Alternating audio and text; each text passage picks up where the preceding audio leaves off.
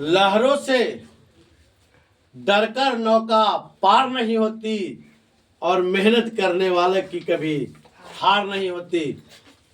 Hello my dear friends, मैं आज आप लोगों के सामने क्लास 10th एनसीईआरटी का एक्सरसाइज 2.2 का प्रश्न संख्या 1 का तीसरा से बनाना प्रारंभ कर रहा हूं। आप लोग इसको ध्यानपूर्वक देखें। तो हल लिख देते हैं। तीसरा का हमको बनाना है हल। तीसरा 6x² माइनस 3 7x।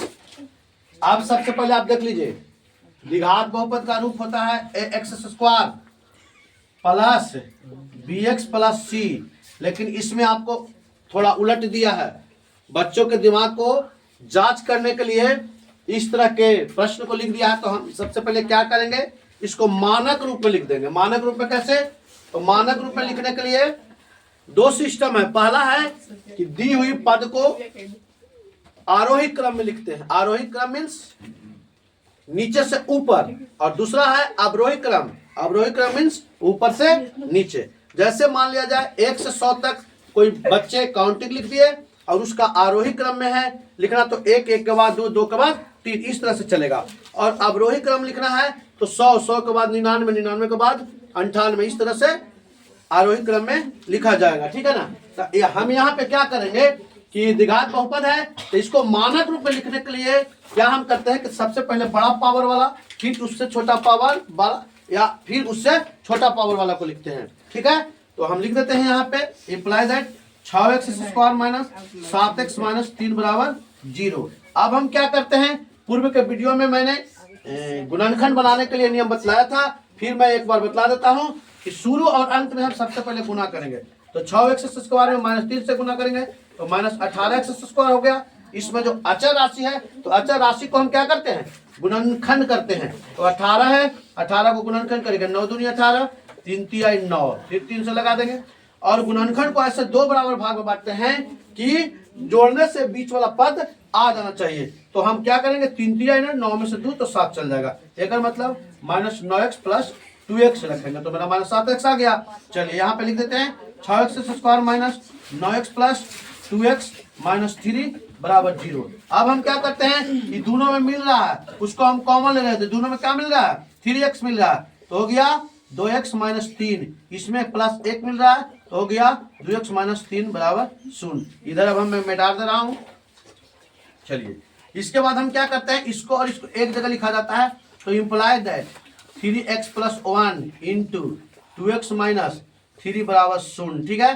फिर हम लिख देंगे 3x प्लस 1 बराबर 0 और हो जाएगा 3x बराबर -1। तो इम्प्लाई दैट x बराबर हो जाएगा -1/3। अब इसमें भी हम चलते हैं 2x माइनस 3 बराबर 0, 2x बराबर 3, x बराबर 3/2। तो द्विघात बहुपद का 2 शून्यक होते हैं। पहला को अल्फा बोलते हैं। तो अल्फा बराबर हो गया -1/3 और बीटा बराबर हो गया 3/2। ठीक है। तो अब शून्यकों तथा गुणांकों के बीच संबंध स्थापित करना है। तो हम लिख देंगे अल्फा जोड़ बीटा बराबर -1/3 जोड़ 3/2। एलसीएम ले लेंगे, लघुत्तम मेरा 6 हो गया, 3 दूनी 6 -2 द्वितीय 6 9 कितना है 7/6। तो सूत्र होता है अल्फा प्लस बीटा बराबर -b/a होता है। तो b होता है किसका, b होता है x का गुणांक। b है x का गुणांक, तो लिख देंगे -x का गुणांक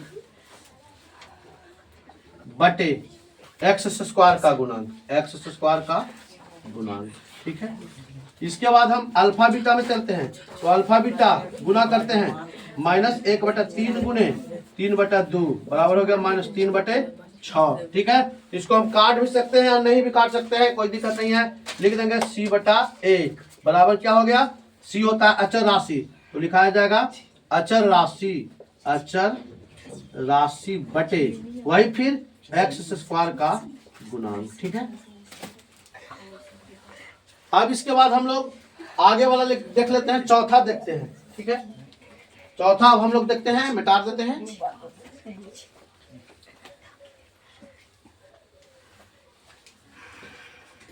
चौथा लिख देते हैं, चौथा के हल। ठीक है। तो हम क्या करेंगे चौथा के क्वेश्चन लिख देते हैं पहले 4u² प्लस 8u। चूंकि शून्य ज्ञात करना तो हम बराबर 0 दे देंगे, ठीक है ना। फिर हम क्या करते हैं, इम्प्लाई दैट 4u², सॉरी हम क्या करते हैं इसमें कॉमन पहले मैं ले लेता हूँ। 4u में कॉमन मिल रहा है तो बच गया u प्लस 2, क्यों, क्योंकि 4u² प्लस 4 दूनी 8u बराबर 0। इम्प्लाई दैट क्योंकि 4u भी 0 के बराबर है, u प्लस 2 भी 0 के बराबर है, तो 4u बराबर 0 हो गया, तो u बराबर हो गया 0/4, इसलिए u बराबर हो गया 0। कॉमा दे देता हूँ, u प्लस 2 बराबर 0, तो u बराबर हो जाएगा कितना, -2। अब हम संबंध स्थापित कर लेते हैं। तो संबंध कैसे होगा, शून्य को तथा गुणांकों के बीच के संबंध स्थापित करना है, तो अल्फा प्लस बीटा लिख देंगे। अल्फा मेरा कितना है 0, बीटा कितना है -2, बराबर कितना हो जाएगा -2। 0 में -2 जोड़ेंगे तो -2, तो सूत्र होता है अल्फा प्लस बीटा बराबर -b/a होता है। तो मतलब देखिए -b/a, तो b कितना है, a हमें 4 आना चाहिए, तो इसको हम ऐसे भी कर सकते हैं -2/4 × 4, ऊपर नीचे गुना कर देंगे तो -8/4 आ गया ना। अब इसको हम काटेंगे तो मेरा -2 आ गया ना। हाँ, अब इसको हम क्या लिखेंगे, -b/a होता है, तो b आपको होता है x का गुणांक, यहाँ u है तो लिख देंगे u का गुणांक बटे नीचे हम लिख देंगे u² का गुणांक, ठीक है। दूसरा है अल्फा बीटा है तो गुना कर देंगे। अल्फा के मान मेरा 0 आया है और बीटा का मान मेरा 2 आया है, तो गुना करेंगे तो क्या होगा 0 होगा। तो 0 यहाँ पे भी आपका u का गुणांक दिया हुआ है, अचर राशि नहीं दिया हुआ है, अर्थात अचर राशि 0 है, तो इसका मतलब हुआ अल्फा बीटा बराबर c/a, बराबर लिख देंगे अचर राशि चाहे अचर बटे u² का गुणांक, क्योंकि यहाँ पे चर जो है x के जगह पर u दिया हुआ है।